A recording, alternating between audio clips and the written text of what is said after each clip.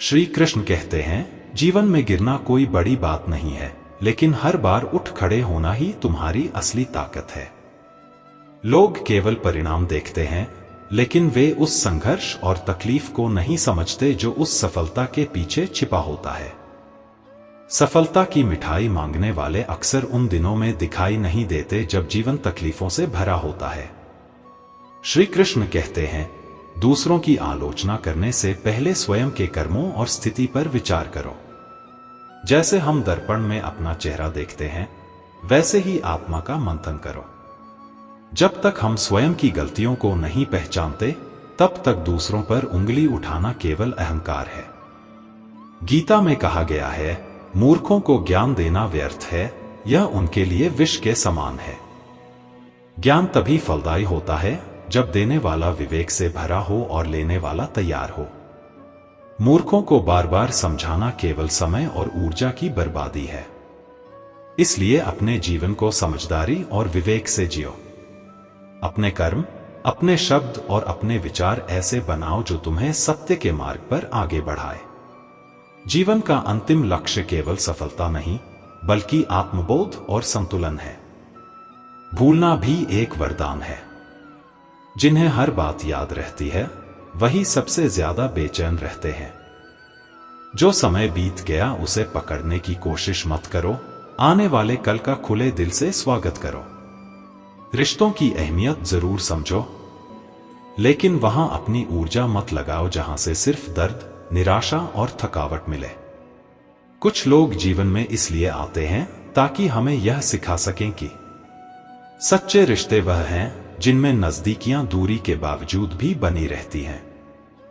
गुस्सा सिर्फ एक भावना नहीं, एक विनाश है।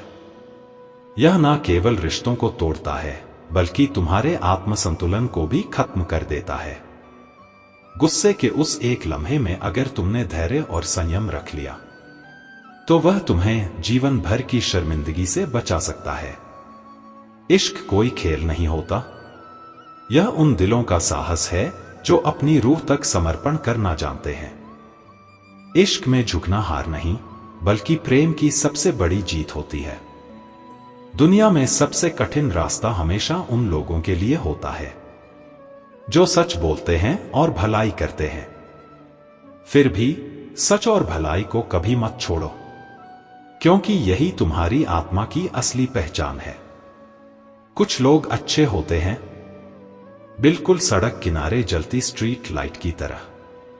वे भले मंजिल तक न ले जाएं, लेकिन तुम्हारे सफर को रोशनी और सुकून से भर देते हैं।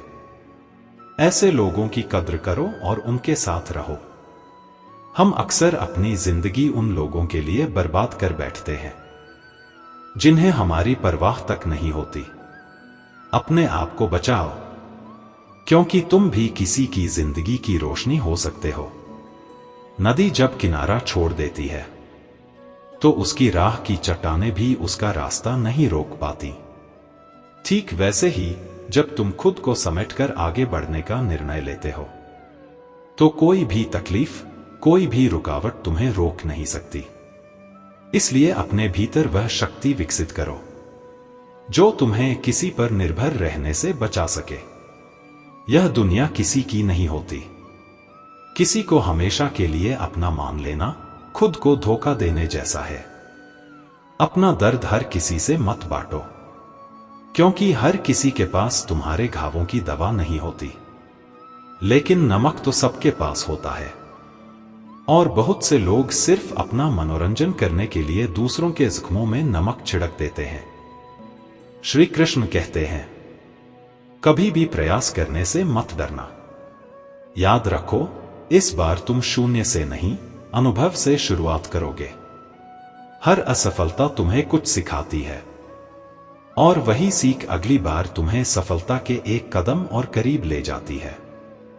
गुस्सा और अहंकार दो ऐसे शत्रु हैं जो चुपचाप तुम्हें उन लोगों से दूर कर देते हैं जो वास्तव में तुम्हारी परवाह करते हैं। इन्हें त्याग दो, क्योंकि इनसे तुम अपना ही नुकसान करते हो। दूसरों से सहारा लेने की आदत छोड़ो। अपने दर्द को खुद संभालो, क्योंकि वही तुम्हारा सबसे बड़ा गुरु है। सबसे करीबी आवाज वह होती है जो तुम्हारे ज़मीर से आती है, लेकिन अफसोस बहुत कम लोग उसे सुन पाते हैं। दुनिया की भीड़ में अक्सर हम उस सच्ची आवाज को नजरअंदाज कर देते हैं जो हमें सही और गलत के बीच फर्क बताती है। रिश्ते सिर्फ मिलकर नहीं, दिल से बनते हैं। कई बार बिना मिले भी रिश्ते जीवन भर साथ चलते हैं। इसलिए जरूरी नहीं कि हर इंसान से मुलाकात हो। जितना दिल से मिलोगे उतना ही सच्चा रिश्ता बनेगा। अगर परछाइयां कद से बड़ी हो जाएं और बातें औकात से, तो समझ लो कि सूरज डूबने वाला है। यह जीवन का संकेत है कि घमंड और दिखावा लंबे समय तक नहीं टिकते। कभी किसी के अहंकार और दिखावे को देखकर अपनी पहचान को कम मत समझो, क्योंकि सच्चाई हमेशा समय के साथ बाहर आ ही जाती है।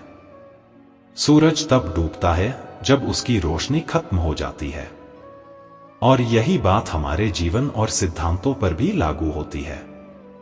कभी कभी शब्दों का न बोलना बहुत कुछ कह जाता है। चुप रहने की गहराई कई बार कहे गए शब्दों से भी ज्यादा असर करती है। एक छोटी सी बात अगर दिल में घर कर जाए तो वो जिंदगी का रास्ता ही मोड़ सकती है। जब तुम अपने रास्ते पर होते हो तो हर रुकावट तुम्हारे उसी रास्ते का हिस्सा बन जाती है, और वह रुकावटें इस बात का संकेत देती हैं कि अब तुम सही दिशा में बढ़ रहे हो। जो हर किसी से आसानी से घुल मिल जाता है वह अक्सर अपने भीतर बहुत कुछ छुपा कर रखता है। हर मुस्कान के पीछे एक कहानी होती है, इसलिए मन के सारे राज सबको मत बताओ। हर कोई तुम्हारे दिल को समझने की क्षमता नहीं रखता।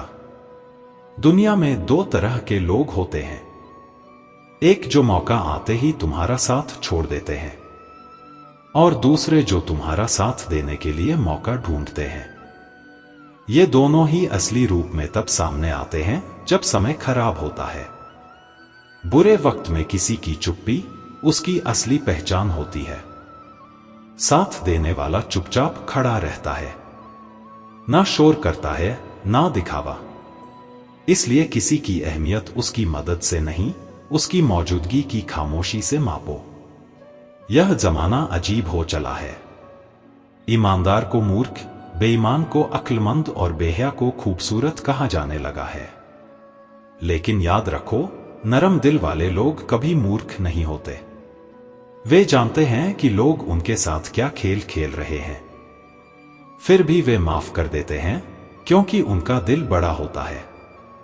श्री कृष्ण कहते हैं, तुम्हारा ज़मीर ही तुम्हारी आत्मा की सबसे सच्ची आवाज है। वही तुम्हें सच और झूठ, सही और गलत का फर्क समझाता है। इसलिए अपने अंतरात्मा की आवाज को कभी अनसुना मत करो। वही तुम्हारी असली मार्गदर्शिका है।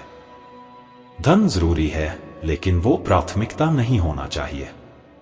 वही पैसा सच्चा है जो तुम्हारे जीवन को सरल बनाए, और वही इंसान सच्चा है जो बिना किसी स्वार्थ के दूसरों के दर्द को समझे। हर मुस्कुराता चेहरा तुम्हारा हितैषी नहीं होता, और हर सुनने वाला तुम्हारा शुभ चिंतक नहीं होता।